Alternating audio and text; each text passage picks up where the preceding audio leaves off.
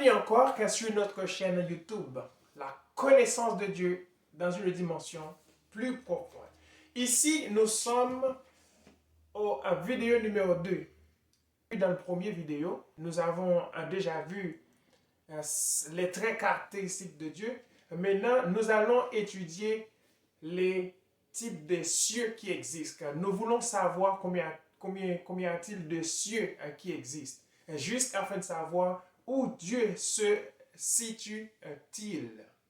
Et après quoi, nous allons étudier les différents types de manifestations de Dieu afin de pouvoir savoir si Dieu pouvait venir sur la terre ou s'il peut venir sur la terre et est-ce qu'il a l'habitude de venir sur la terre. C'est ce que nous allons faire maintenant.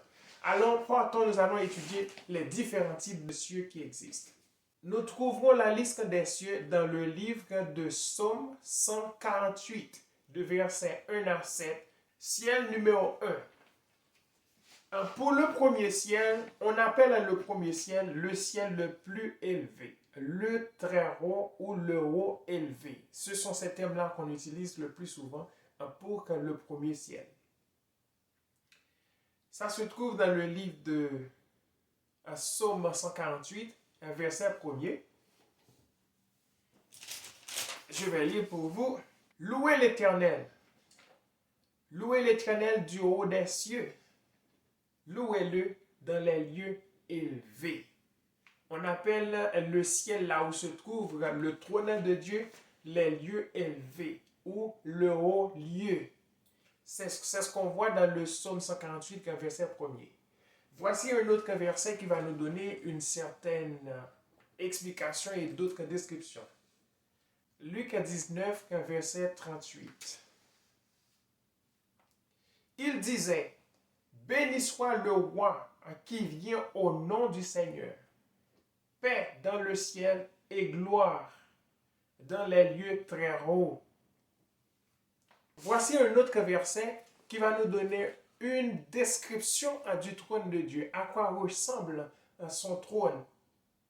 L'endroit le plus haut, le très haut. Daniel chapitre 7, verset 9. Je vais lire pour vous.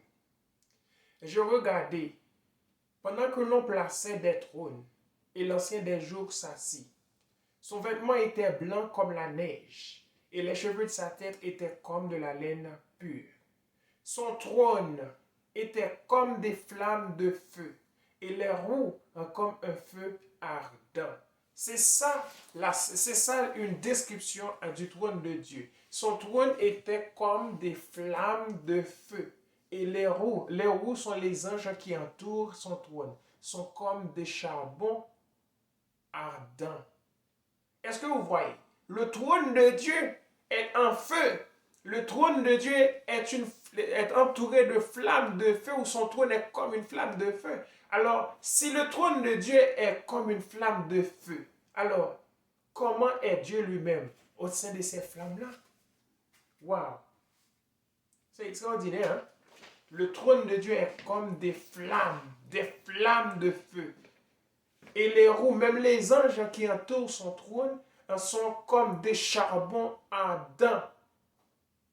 Personne ne peut approcher le trône en feu, hein?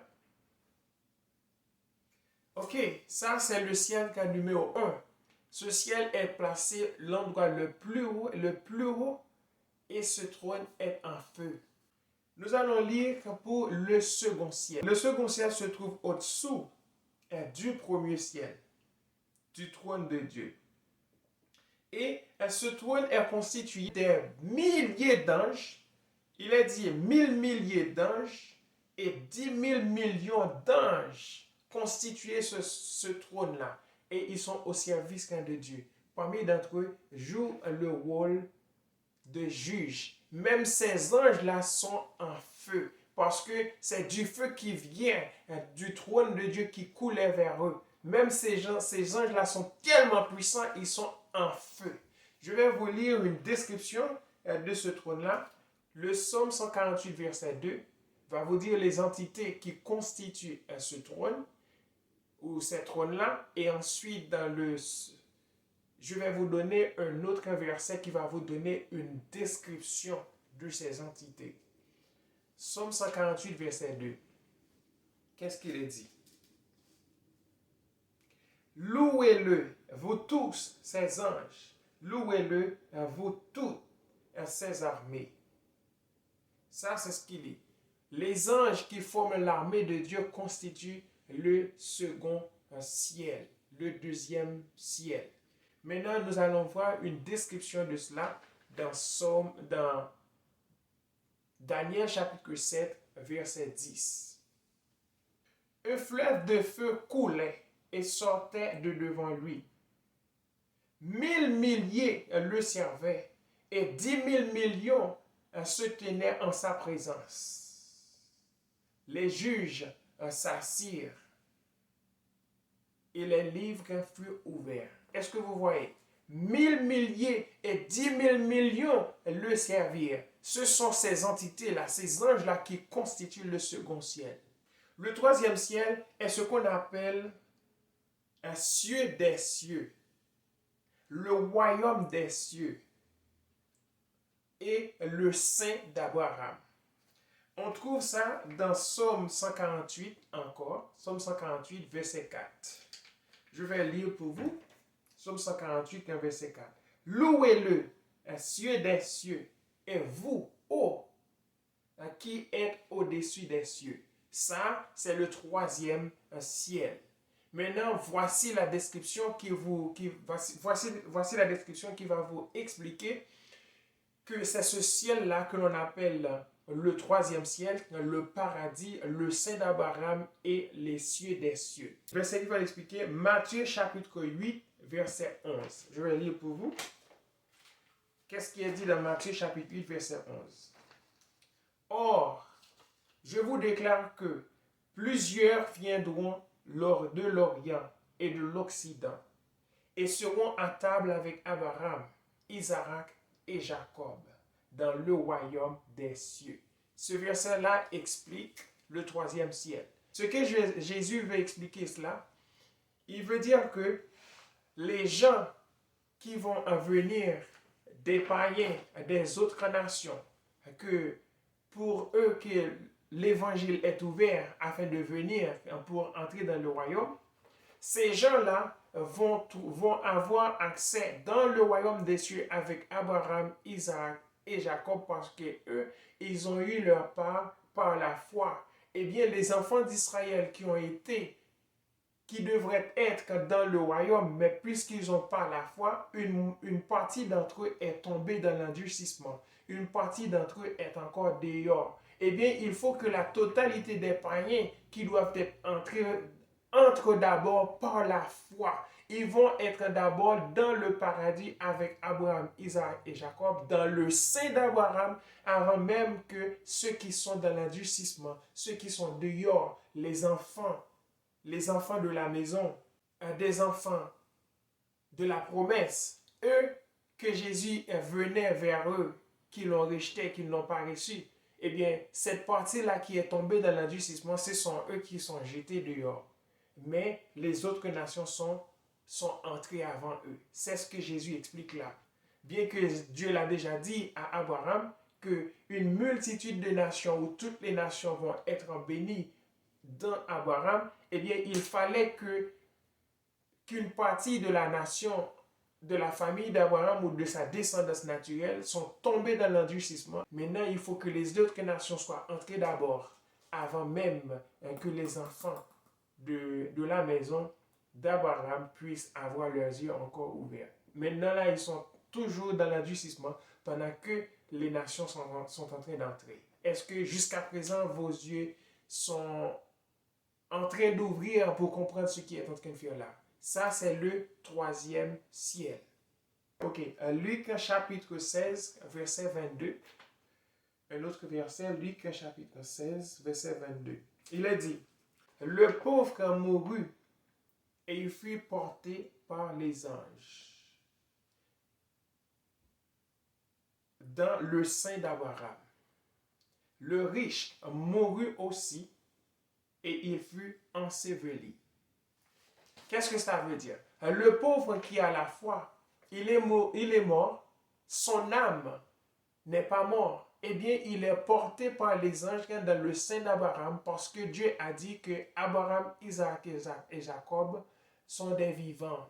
Lorsque Dieu parlait à Moïse, il dit que Dieu n'est pas le Dieu des morts, mais le Dieu des vivants. Eh bien, celui qui est ressuscité dans son âme n'est pas mort. Lorsqu'il est mort physiquement dans son corps, il est porté dans le sein d'Abraham, dans le paradis, dans le royaume des cieux. C'est ça le troisième ciel. C'est ce ciel-là que apôtre Paul voyait lorsqu'il était monté. Mais le riche qui n'a pas la foi dans le Seigneur, il est mort, son âme va dans le séjour des morts et son corps est enseveli dans la terre. Est-ce que jusqu'à présent vous êtes en mesure de me comprendre? Eh bien, avançons. Nous allons lire le quatrième ciel. C'est quoi le quatrième ciel? Le quatrième ciel est le ciel astral. Là où Dieu a placé les astres dans le firmament.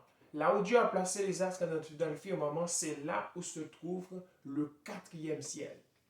Verset qu'il explique, c'est Somme 148, verset 3. Je vais lire pour vous. Louez-le, soleil et lune. Louez-le, vous toutes étoiles lumineuses. Ça, c'est le quatrième ciel. Okay? Dans le livre de Genèse, chapitre 1er, verset 14, nous allons trouver une explication approfondie du quatrième ciel. Dieu dit qu'il y ait des luminaires dans l'étendue du ciel pour séparer les jours d'avec la nuit, et que ce soit des signes pour marquer les époques, les jours et les années. Ça, c'est le quatrième ciel. Est-ce que jusqu'à présent, vous êtes avec moi? Est-ce que je peux avancer? Maintenant, nous allons parler du cinquième ciel. Est-ce qu'il y a un cinquième ciel? Oui, il y en a. Alors, le cinquième ciel est notre univers à nous. On appelle le cinquième ciel, dans un sens spirituel, le monde ou le royaume du monde. C'est ça le cinquième ciel. Ce cinquième ciel est influencé par la puissance et le raisonnement de Satan. Les lois naturelles et les entités spirituelles qui sont dans notre monde, ces entités-là devraient être sous la domination de Adam avant la chute. Mais lorsque Adam est chuté, est tombé, tous ces pouvoirs-là, qu'ils soient naturels et spirituels, tous ces pouvoirs-là sont passés à Satan sur ses raisonnements. C'est ce qui passe dans notre monde-là. C'est pour cette raison que notre monde, à nous, est dans cet état qu'il est là. Il est sous la domination du diable, du malin. Parce que Adam a chuté, Adam est tombé. C'est dans le cinquième ciel que Adam est tombé. Et c'est là que Jésus est venu pour réparer toutes les choses. Adam était dans le cinquième ciel. Le cinquième ciel, c'était à cet endroit-là que le jardin d'Éden était localisé. Et c'était à cet endroit-là que Adam et Ève furent tombés, furent chutés. Est-ce que vous êtes jusqu'à présent avec moi? Pour une description du cinquième ciel, je vais lire pour vous. Somme 148, versets 7 à 12 explique toutes les entités qui constituent le cinquième ciel. Louez l'Éternel car du bas de la terre, monstres marins, et vous tous abîmes, feu et grêle, neige et brouillard, vent impétueux qui exécute ses ordres. Montagnes et toutes les collines, arbres fruitiers et tous les cèdres, animaux et tout le bétail, reptiles et oiseaux ailés, rois de la terre et tous les peuples, princes et tous les juges de la terre, jeunes hommes et jeunes filles, vieillards et enfants, qu'ils louent le nom de l'Éternel, car son nom seul est élevé. Sa majesté est au-dessus de la terre et des cieux. tous ces éléments-là constituent le royaume du monde. Eh bien, toutes ces personnes-là sont sous la direction, sont sous le pouvoir du diable. Qu'ils soient physiques et entités spirituelles, eh bien, les entités spirituelles sont encore influencées par Satan du diable. C'est pourquoi que Jésus est venu dans le 5e ciel pour réparer les choses. Est-ce que jusqu'à présent, vous êtes avec moi? Eh bien, je vais vous donner des autres versets. Je vais vous lire des autres versets qui vont entrer dans le profondeur afin que vos yeux soient ouverts davantage. Nous allons lire le livre de Luc chapitre 4, versets 5 à 6.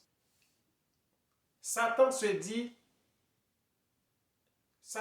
être maître du monde. Lisons. Le diable, en l'ayant élevé, lui montra en un instant tous les royaumes de la terre et lui dit, je te donnerai toute cette puissance et la gloire de ces royaumes,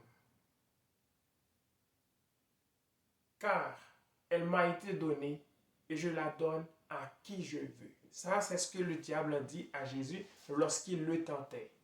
Tous ces royaumes. C'est le royaume du monde qui est sous la direction du diable. C'est dans ce royaume-là que Adam, comme je le disais tantôt, que Adam était tombé.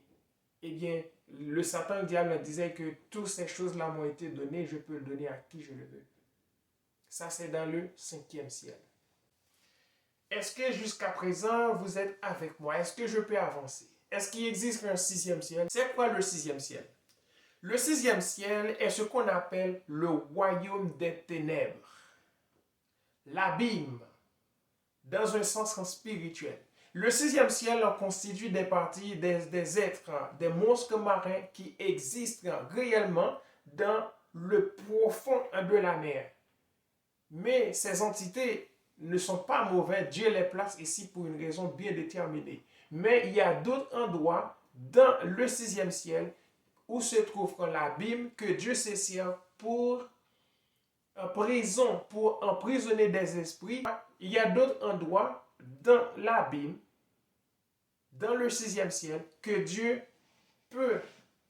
réserve pour des esprits qu'il ne veut pas que ces esprits soient dispersés ou continuent à embêter des gens.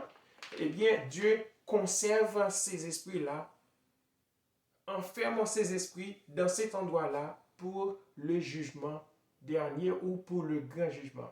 Ça se trouve dans le 6e ciel. On peut lire ça dans le livre de Psaume 148, verset 7, qui parle du bas de la terre. Ensuite, je vais vous donner d'autres versets qui peuvent l'expliquer. Allons dans Psaume 148, verset 7. Louez l'Éternel qui est du bas de la terre, monstres marins, et vous, tous, abîmes. Est-ce que vous voyez là où se trouve le 7e ciel? Là où se trouvent les monstres marins et l'abîme, etc. Maintenant, allons voir les versets qui expliquent le 6e ciel. Luc 8, verset 31. Et ils prirent instamment Jésus de ne pas leur ordonner d'aller dans l'abîme. Il y a des mauvais esprits, une légion qui saisissait d'un homme. Eh bien, lorsque Jésus voulait les chasser pour libérer cet homme, ils prirent instamment Jésus de ne les pas permettre d'aller dans l'abîme. Ils ne voulaient pas y aller. S'il allait dans l'abîme, ils ne vont pas pouvoir embêter des gens parce qu'ils ont fermé là dans une prison. C'est là où se trouve le 6e ciel. Est-ce que vous êtes avec moi? Est-ce que vos yeux sont ouverts? Est-ce que vous comprenez? Est-ce que je peux avancer? Alors, 2 Pierre 2, verset 4. Qu'est-ce qu'il est dit? Mais si Dieu n'a pas épargné les anges qui ont péché, mais s'il les a précipités dans les abîmes des ténèbres et les réserve pour le jugement. C'est ça le rôle de l'abîme qui se trouve dans le 6e ciel. Dieu réserve des esprits là pour le jugement dernier.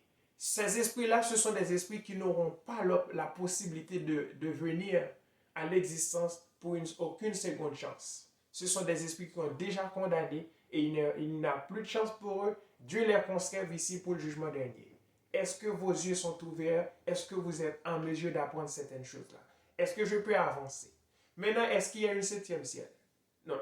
Maintenant, est-ce qu'il y a un septième ciel? S'il y a, allons voir.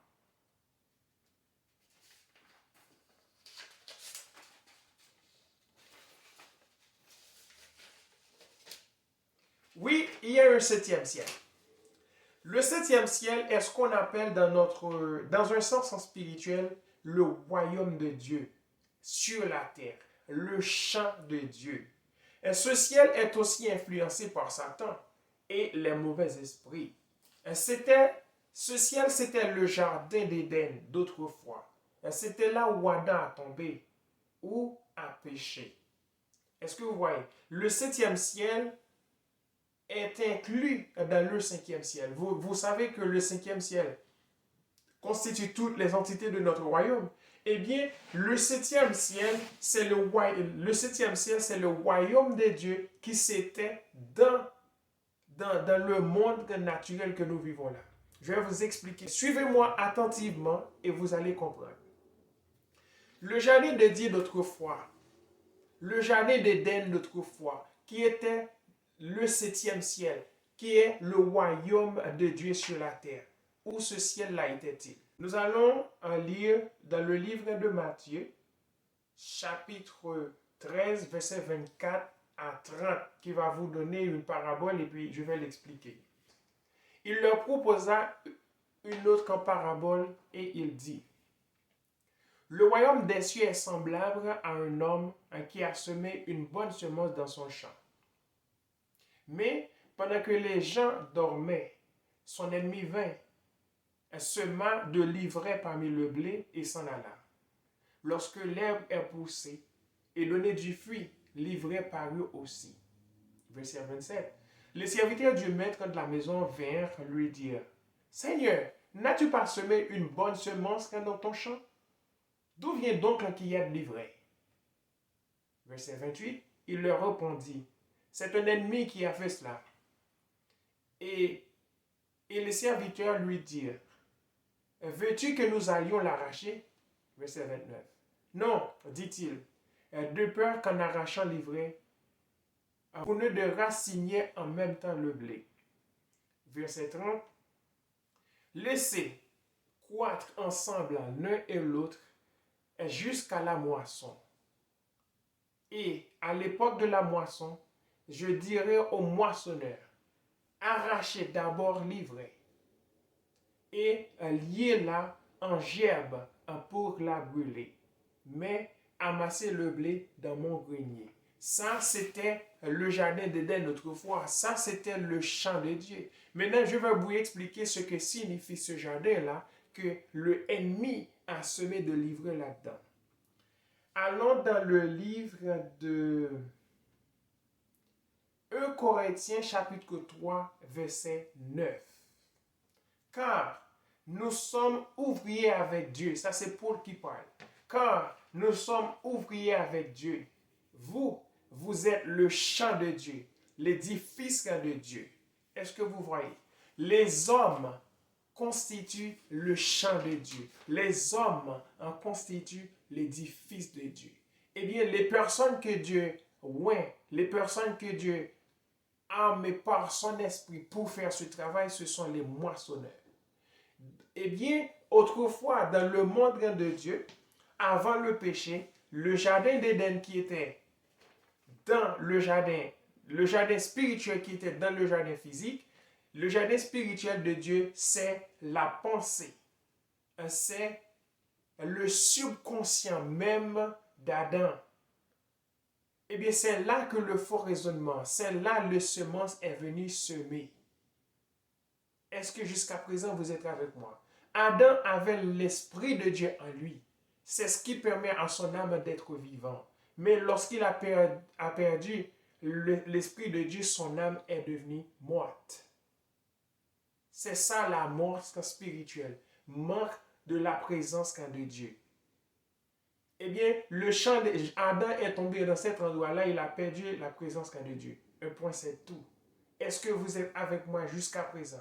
Eh bien, le royaume de Dieu sur la terre, c'est nous, c'est les hommes qui constituent le royaume de Dieu. Ok, je vais vous expliquer là où le méchant vient avec le mauvais raisonnement, le livret que l'ennemi de Dieu plantait dans le champ de Dieu. Je vais vous lire les versets qui vont vous expliquer cette scène-là où cette chose-là était passée. C'était dans le livre de Genèse, chapitre 3, versets 1 à 5. Le serpent était le plus rusé de tous les animaux des champs que l'Éternel Dieu avait fait. Il a dit à la femme, Dieu a-t-il réellement dit, vous ne mangerez pas de tous les arbres du jardin? Tu vois le raisonnement? Est-ce que Dieu a dit que vous ne devrez pas manger de tous les arbres du jardin? Ça, c'est le faux raisonnement pour truquer la pensée de la femme. La femme répondit au serpent, nous mangeons du fruit des arbres du jardin. Mais, quant au fruit de l'arbre qui est au milieu du jardin, Dieu a dit, vous n'en mangerez point et vous n'y toucherez point, de peur que vous ne mouriez. Alors le serpent dit à la femme, vous ne mourrez point, ça c'est le mensonge. Vous ne mourrez point, ça c'est le mauvais raisonnement. Ça c'est le livret que le serpent a semé dans la pensée de la femme. Vous ne mourrez point, mais Dieu sait que le jour où vous en mangerez, vos yeux s'ouvriront et que vous serez comme des dieux connaissant le bien et le mal. Satan a gâché toutes les choses avec un faux raisonnement. C'est ça le livret qui a semé dans le champ de Dieu. Vous ne mourrez point. Dieu dit que vous mourrez le jour où vous en mangerez. Mais le serpent dit non, vous ne mourrez point. Vous serez comme des dieux connaissant le bien et le mal. Eh bien, ce fruit-là que Ève, lors de la séduction, a mangé, l'arbre de la connaissance du bien et du mal. Et pour expliquer ça, puisque ce vidéo-là, ce n'est pas le cas, je ferai un autre vidéo pour expliquer ce que signifie l'arbre de la connaissance du bien et du mal. Eh bien, la femme est séduite, le livret est semé dans le champ, le livret est levé avec le blé, eh bien c'est ça qui a gâché le champ de Dieu. C'est pourquoi les hommes ont perdu la présence de Dieu. C'est ça qui a causé la mort des gens. Dans 2 Corinthiens chapitre 11, verset 3, voici ce qui est arrivé. Toutefois, de même que le serpent séduisit Ève par sa ruse, je crains que vos pensées ne se corrompent et ne se détournent de la simplicité à l'égard de Christ. Ça, c'est ce que l'apôtre Paul craint pour les hommes. De même que la pensée de Ève devient corrompue, eh bien, je crains que votre pensée à vous ne se corrompe pas de la simplicité à l'égard de Christ, pour que vous ne tourniez pas le dos à Christ comme faisaient les gens d'autrefois à Dieu. Est-ce que jusqu'à présent vous êtes avec moi? Est-ce que vos yeux sont en train d'ouvrir sur les choses sacrées de Dieu? Est-ce que vous êtes en mesure d'avancer plus loin? C'est vrai, la vidéo est longue, mais est-ce que vous êtes prêts pour avancer? Ça, c'était le 7e ciel qui représente le champ de Dieu, le royaume de Dieu sur la terre. Eh bien, si tu n'es pas encore dans le royaume de Dieu, si tu n'es pas encore dans le champ de Dieu, si tu es encore dehors, la porte est encore ouverte. Maintenant, nous allons avancer. Puisque la vidéo est encore longue, et je vais m'arrêter ici. Pour entrer en profondeur, je vais vous expliquer les différents types de manifestations de Dieu. Et à partir de cela, nous saurons si Dieu peut venir sur la terre et s'il a l'habitude de venir sur la terre. On va prendre une petite pause et ensuite on viendra pour le 3e vidéo. Est-ce que jusqu'à présent vous êtes avec moi? Ciao, ciao.